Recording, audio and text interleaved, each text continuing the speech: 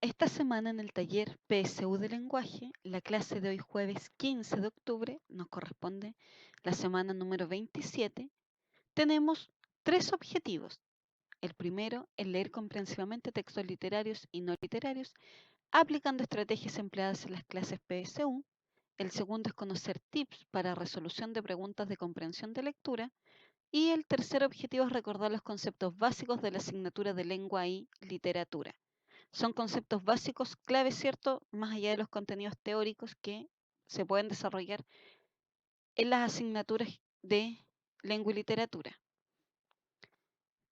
Lo primero que vamos a ver son los tips para la comprensión de lectura. El primero es nunca comenzar una prueba en el orden que aparece. Siempre se termina agotado, ¿cierto? Y el orden que se sugiere en el fondo es comenzar con la lectura y resolución de las preguntas de los textos extensos, luego de los textos breves y posterior a eso los contenidos teóricos. Si ustedes se fijan, va desde lo más complejo a lo más simple. Y deben buscar dentro de toda la prueba los textos, primero los fragmentos, los textos más extensos y ahí ir disminuyendo paulatinamente. Nunca comenzar en el orden en que aparece la prueba porque siempre tienen que ver a lo mejor lo que les resulte más fácil de hacer. Pueden ahí cambiar, ¿cierto?, el tema de los contenidos teóricos si es que los manejan muy bien y dejar para el segundo lugar los textos extensos, pero siempre hacer la parte de comprensión de lectura al inicio, porque están más despejados para la lectura y van a comprender de una mejor forma. Otro de los errores más comunes cometidos por los estudiantes, en este caso, que rinden pruebas en la asignatura de lenguaje o en cualquier asignatura en donde tenga ítem de comprensión de lectura, es el tema de la sobreinferencia. Esto es suponer más información que la señalada en el texto o en el fragmento. Los estudiantes generalmente no distinguen el límite entre lo inferible y lo sobreinferible, por lo tanto no agregues más información aunque sepas del tema de lo que te están preguntando. Siempre hay que limitarse a la información que está en el texto y a pesar de que muchas veces he dicho que debemos mezclar nuestros conocimientos para generar deducciones, hay que evitar la sobreinferencia. Las deducciones llegan, las inferencias llegan hasta cierto límite y luego de ese límite pasa a ser sobreinferencia, cuando la información que estamos deduciendo no está presente en el texto y no hay ninguna marca textual que me permita decir que esa información la puedo extraer desde ahí.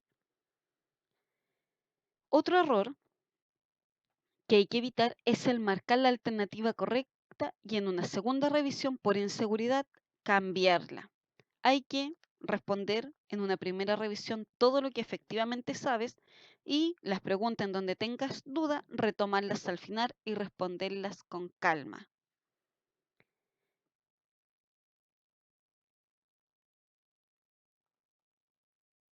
Otro error que hay que evitar es realizar, tras una lectura, un análisis en exceso puntilloso, lo que lo lleva a buscar, como se dice comúnmente, la quinta pata al gato.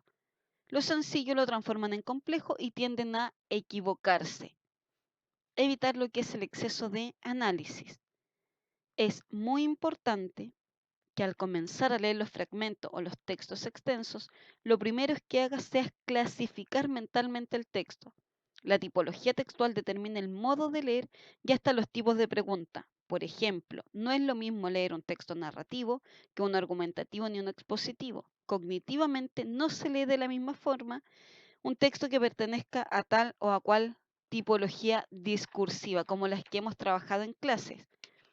Muchas veces los textos fragmentos vienen con una bibliografía al final, o sea, el título y el autor desde donde se extrajo la lectura. Siempre hay que leerlo, porque muchas veces la bibliografía nos da pistas acerca de la respuesta correcta de una alternativa.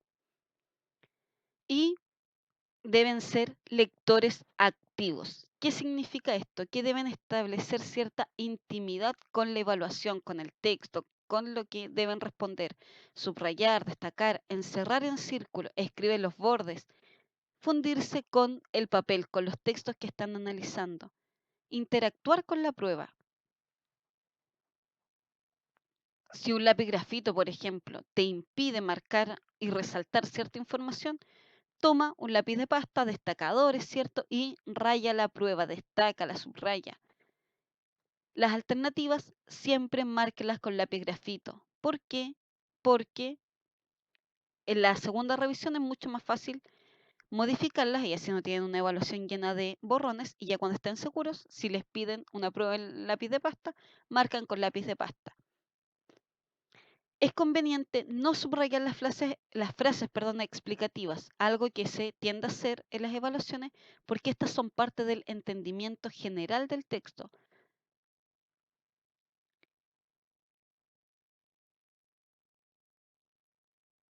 Sino los conectores, los verbos esenciales en el texto y en las preguntas, los conceptos clave y las palabras más repetidas, no sean lectores pasivos. La lectura, es un proceso interactivo entre el texto, el lector y las estrategias que se emplean. Los conceptos de denotación y connotación que regularmente empleamos dentro de los distintos ensayos que realizamos, es importante tenerlos claros porque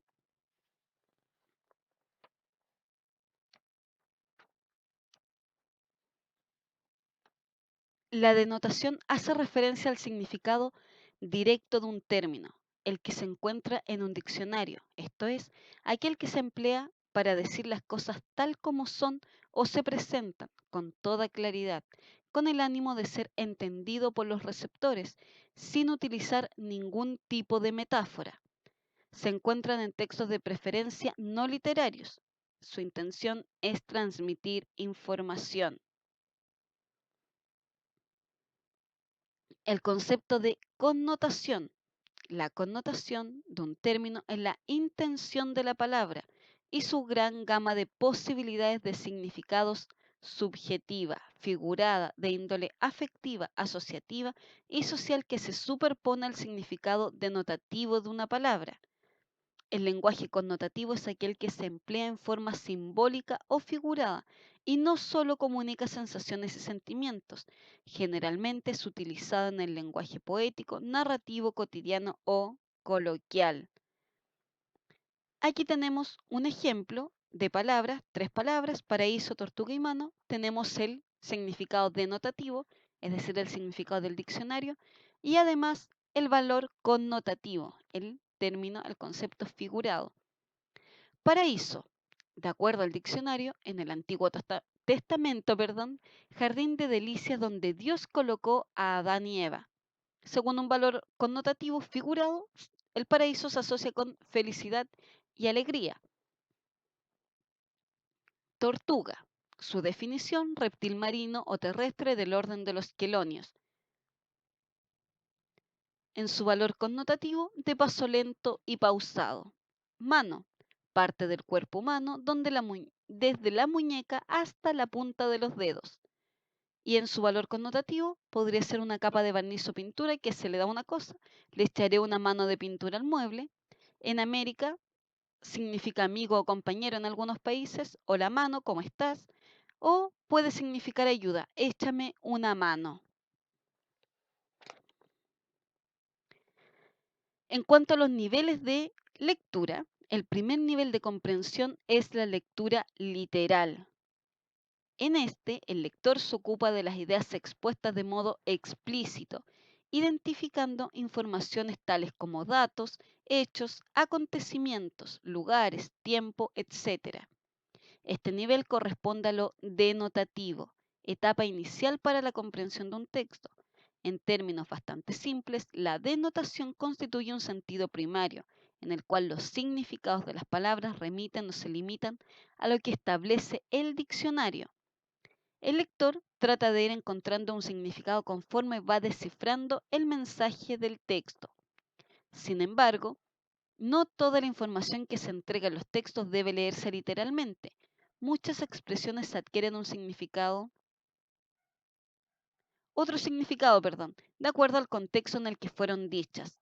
Son expresiones usadas con segundos significados que darán pie a la formulación de una lectura interpretativa por parte del lector. Con ello se ingresa de lleno en el plano connotativo. La connotación es un proceso en el cual se formulan sentidos secundarios a partir de los contenidos explícitos. Estos segundos sentidos siempre deben hallarse justificados por algún indicio o marca textual.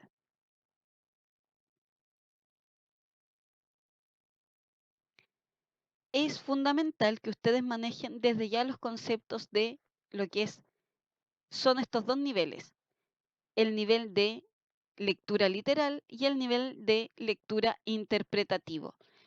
Este nivel comprende el plano denotativo y el nivel interpretativo comprende, el plano denotativo, que aquí tienen los rasgos que incluye cada uno. En cuanto al nivel literal, tenemos la lectura explícita, extraer datos, hechos, acontecimientos. En el plano denotativo de la lectura literal, un significado directo de un término, es decir, el significado de diccionario. En cuanto al segundo nivel, el interpretativo que comprende lo denotativo, tenemos una lectura inferencial, se asignan sentidos y significados y viene a buscar el significado secundario de acuerdo al contexto, en donde se presenta la información, una palabra, por ejemplo, o el texto o el fragmento en su conjunto. Tenemos ejercicios. ¿Qué debemos hacer? Leer los siguientes titulares que han sido extraídos de periódicos nacionales y extranjeros y señala cuál de las expresiones utilizadas están en un sentido connotativo y qué quiso decir el periodista con ese titular. Tenemos varios titulares. El primero es: presidenciables podrán gastar casi 1.000 millones de pesos de cara a las primarias. ¿Qué sentido o qué palabra está en un sentido connotativo y qué quiere decir? Gobierno de Venezuela recorta más espacios a la libertad de prensa. Aurora Ejido, se está descuartizando la historia de la literatura. Iron Maiden arranca en España la gira europea de Made in England.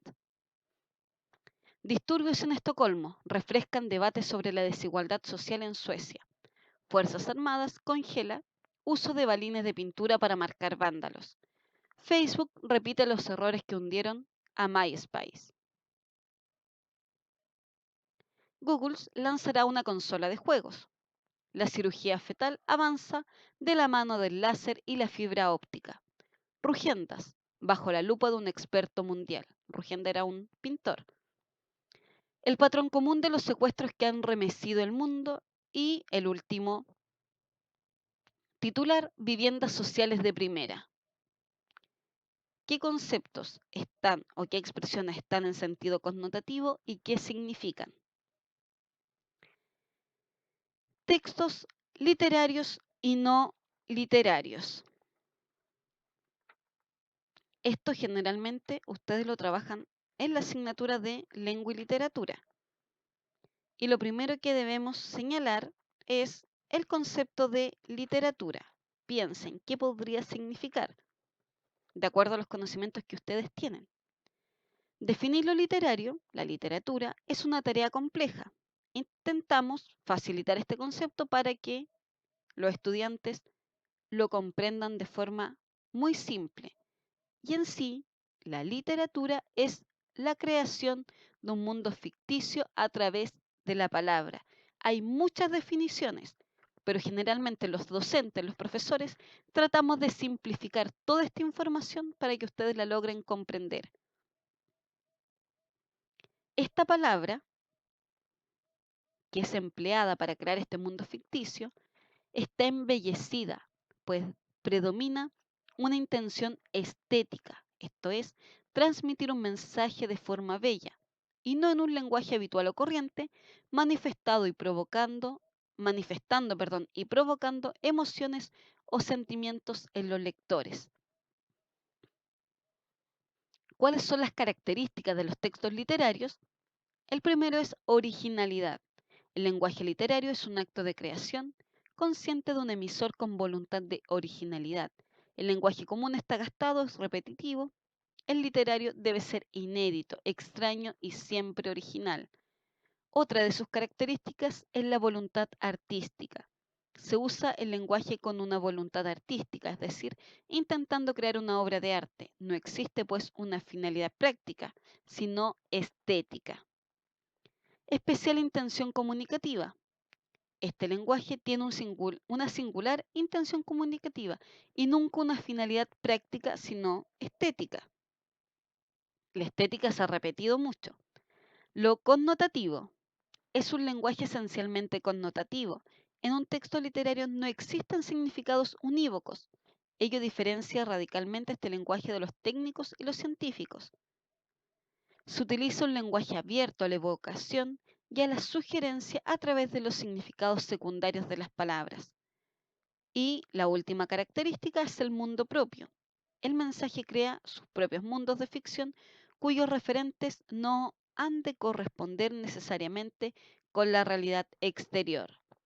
Ejemplos de textos literarios: cuentos, novelas, leyendas, mitos, poesía, epopeyas, etc. ¿Cuáles son las características de los textos no literarios? También tenemos en este caso 4 características. La primera es énfasis en el mensaje. Los textos no literarios se fundamentan en el mensaje entregado y no en la intención de crear belleza en el lenguaje. Predomina la función referencial. Esta función, también denominada representativa, pone énfasis en el mensaje, en el contenido, en lo que digo y no en el cómo lo digo, que corresponde a la pregunta de los textos literarios. Tiene un carácter no ficcional, es decir, que tratan de reflejar la realidad de forma concreta, objetiva y real. Y predomina lo que es lo denotativo. En los textos no literarios, más bien los expositivos, los significados tienden a ser unívocos. Es decir, tal como aparecen en los diccionarios, para simplificar. Tipos de textos no literarios: noticias, crónicas, manuales de biología, editoriales, artículos de divulgación científica, textos normativos, etc. Preguntas que son asociadas a los textos literarios. Estaba antes. Diferencias en la comprensión de los diversos tipos de textos. Los textos literarios, cuentos, novelas, fábulas, etc., se suelen adquirir de manera más natural, ya que forman parte incluso de nuestras conversaciones cotidianas. Nos son conocidos desde pequeños a través de los cuentos infantiles o relatos orales. Presentan un esquema característico de acción, ambiente y personajes, de inicio, desarrollo y desenlace. Este aprendizaje favorece una mejor comprensión de los textos literarios. El que nos cuenten cuentos cuando somos pequeños favorece que sea mucho más fácil para nosotros comprenderlos, estando frente, cierto, a un o contrastándolo con un texto no literario. Por ende, nos resulta mucho más fácil, lo que les decía, responder preguntas de textos literarios que de textos no literarios.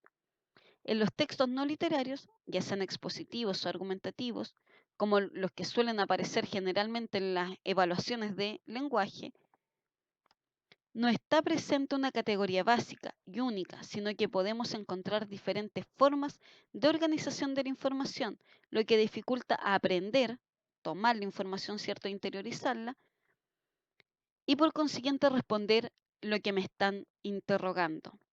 Lo que debes entender es que de acuerdo a la naturaleza de la información es la naturaleza de la pregunta que debes responder. La forma de aprender cognitivamente de conocer un texto es diferente según el tipo de texto. Si te enfrentas a un texto literario, las expectativas que tendrás sobre él podrían estar orientadas a descubrir los personajes, la acción, los ambientes, el narrador, etc. Si te enfrentas a un texto no literario, ya sea expositivo o argumentativo, el énfasis está en la cantidad de información entregada y la forma en cómo ésta se relaciona entre sí. Los elementos de los textos literarios que favorecen su comprensión, es cierto que las historias tienden a recordarse mejor a raíz del esquema típico que utilizan, había una vez. Incluyen menos información y por tanto implican un menor esfuerzo en el procesamiento. La influencia del conocimiento previo está mucho más presente. Las acciones humanas, ¿cierto? El que ustedes ya conozcan esto. Despierta variables emotivas y afectivas, identidad con el protagonista, final feliz o un final triste. Además está la influencia de las representaciones en forma de imágenes que pueden facilitar la comprensión y los lectores se dedican a cubrir los espacios o vacíos presentes en la estructura general.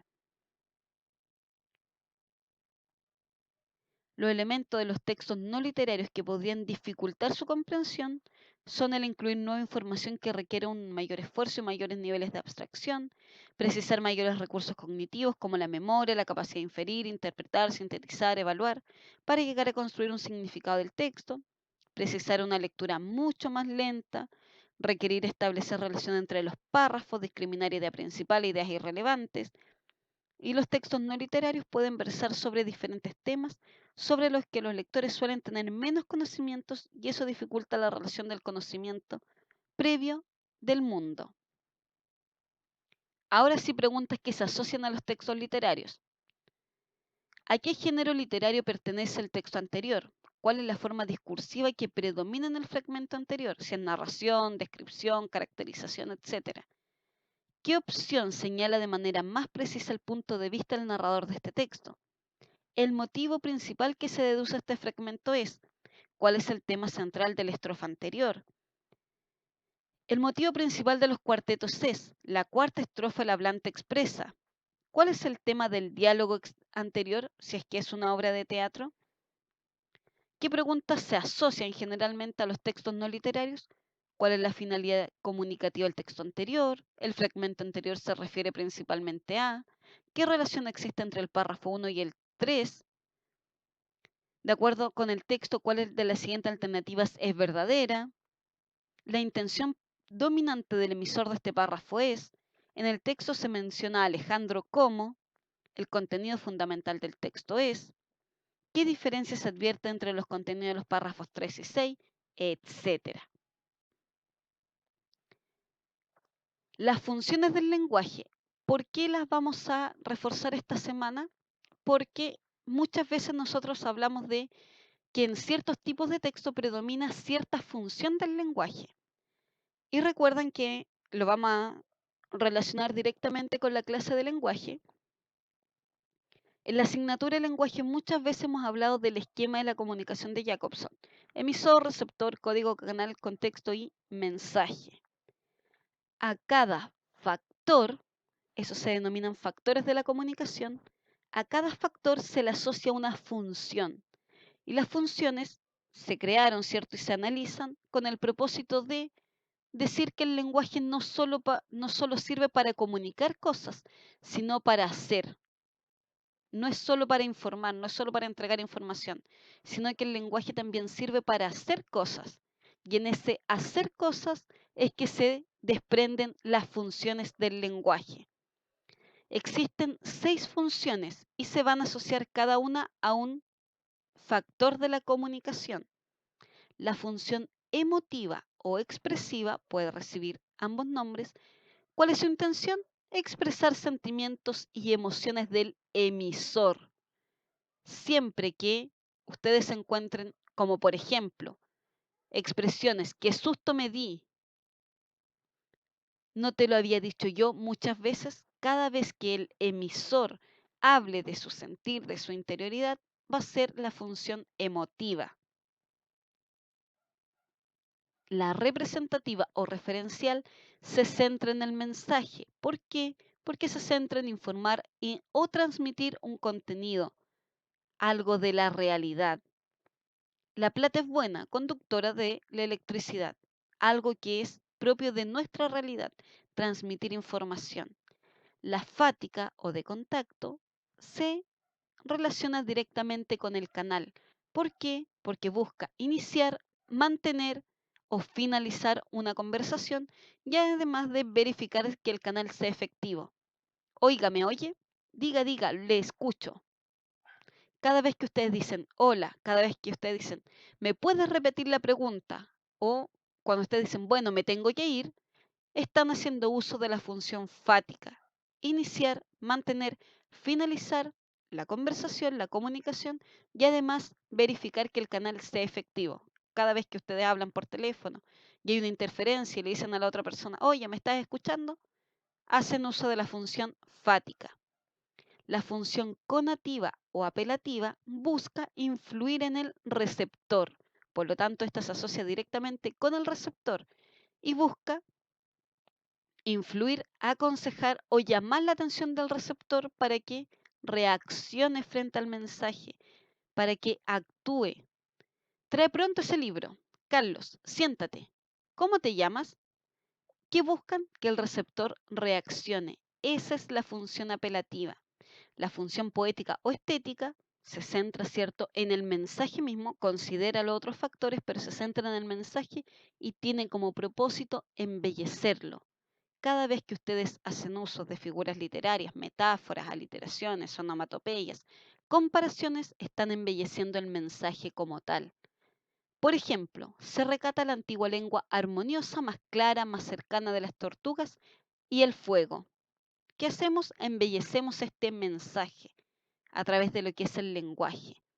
Y la última función es la metalingüística, que se centra directamente en el código y viene a explicar y aclarar aspectos referidos al idioma.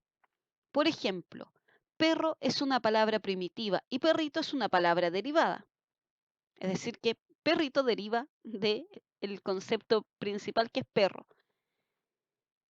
Estas funciones del lenguaje le he dado ejemplos dentro del proceso comunicativo, pero en sí las funciones del lenguaje también están presentes dentro de los textos. Un texto poético, por ejemplo, está haciendo uso de la función del lenguaje poética o estética. Un texto netamente informativo, una noticia, por ejemplo, hace uso de la función referencial o representativa. Un diccionario hace uso de la función metalingüística, que es aclarar aspectos del lenguaje mismo, buscar definiciones. Cada vez que ustedes leen un texto en donde un personaje, por ejemplo, habla de cómo se siente él, está haciendo uso de la función emotiva o expresiva. Es por eso que hemos reforzado las funciones del lenguaje, porque estas funciones siempre están presentes y siempre predomina una dentro de diversos textos. Vamos a hacer un ejercicio. Tenemos el primer fragmento. Cuando uno está solo, cuando uno vive solo y además en el extranjero, se fija enormemente en el cubo de la basura, porque puede llegar a ser lo único con lo que mantiene una relación constante, y aún es más, una relación de continuidad. Cada bolsa negra de plástico, nueva, brillante, lisa, por estrenar, produce un efecto de absoluta limpieza y la infinita posibilidad, cuando se la coloca, en la noche es ya la inauguración o la promesa de un nuevo día. Está todo por suceder.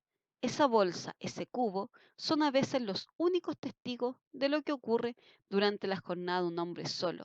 Y es allí donde se van depositando los restos, los rastros de ese hombre a lo largo del día. Su mitad descartada, lo que ha decidido no ser, no tomar para sí el negativo de lo que ha comido, de lo que ha bebido, de lo que ha fumado, de lo que ha utilizado. Texto de Javier Marías, El cubo de la basura en todas las almas, que es un compendio. Fragmento número 2, basura. Del latín versure,